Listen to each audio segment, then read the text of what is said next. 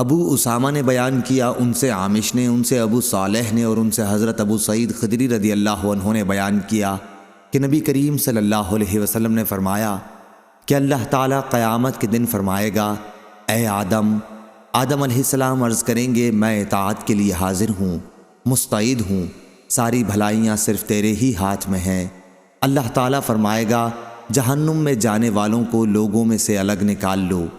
حضرت آدم علیہ السلام عرض کریں گے، اے اللہ جہنمیوں کی تعداد کتنی ہے؟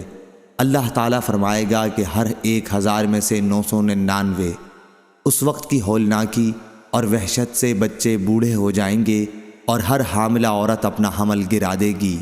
اس وقت تم خوف و دہشت سے لوگوں کو مدہوشی کے عالم میں دیکھو گے، حالانکہ وہ بے ہوش نہ ہوں گے، لیکن اللہ کا عذاب بڑا ہی سخت ہوگا۔ صحابہ رضی اللہ عنہم نے عرض کیا، یا رسول اللہ، وہ ایک شخص ہم میں سے کون ہوگا؟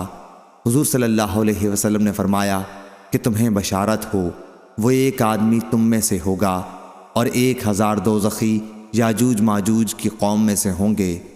پھر حضور صلی اللہ علیہ وسلم نے فرمایا، اس ذات کی قسم جس کے ہاتھ میں میری جان ہے، مجھے امید ہے کہ تم امت مسلمہ تمام جنت والوں کے 1/3 ہوگے۔ پھر ہم نے اللہ اکبر کہا تو آپ نے فرمایا کہ مجھے امید ہے تم تمام جنت والوں کے آدھے ہوگے۔